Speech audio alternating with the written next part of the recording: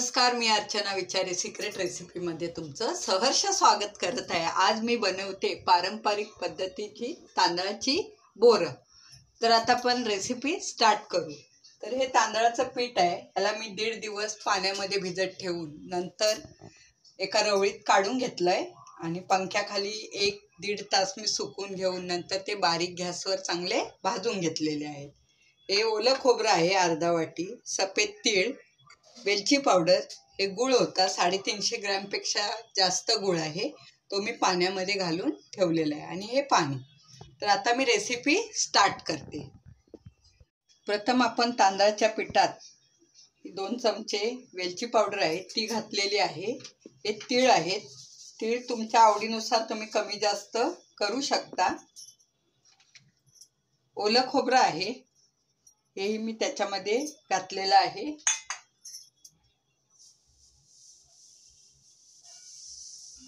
तर हे सगळं मिक्स करून घ्या।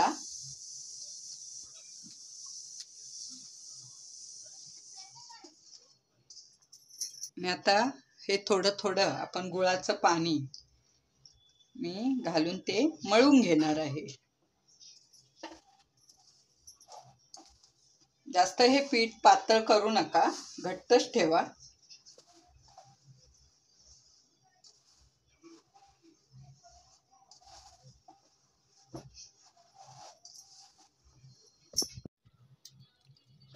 सगळं पीठ मी मळून घेतलेलं आहे। तुम्हाला जशी जशी बोरं करायची तेव्हा थोडासा पाण्याचा हात घ्या आणि त्याचे छोटे छोटे गुलाबजाम सारखे गोळे तयार करून घ्या। पीठ लगेच कडक होतं, त्याच्यामुळे थोडं थोडं जेव्हा तुम्ही करणार तेव्हा तुम्ही पाण्याचा हात घेत राहा।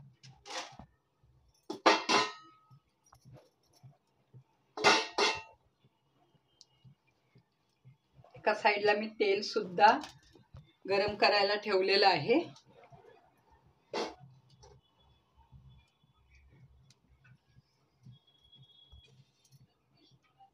अशी बोरं मी तयार करून घेत आहे, तुम्ही छोटी सुद्धा करू शकता।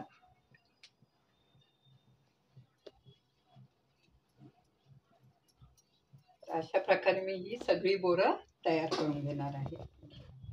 मध्ये मध्ये पाण्याचा सुद्धा हात घ्या, कारण पीठ लगेच कडक होते।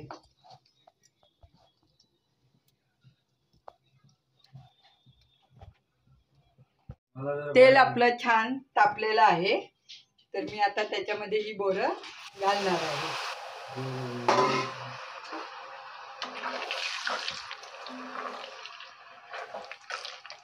गॅस बारीक ठेवा, नाहीतर आतून बोरं कच्ची राहू शकतात।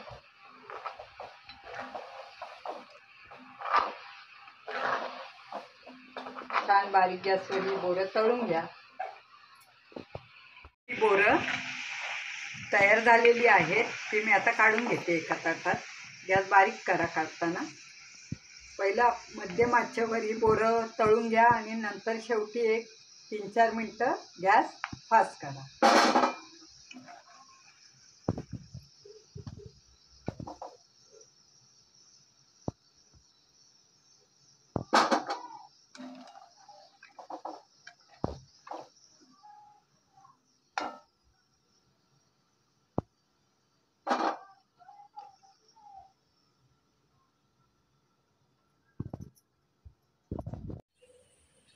कसं काय मंडळी, कशी वाटली आजची डिश? आवडली ना? अहो मग बघताय काय, लाईक करा, शेअर करा आणि आपल्या चॅनलला सबस्क्राईब करा। थँक्यू।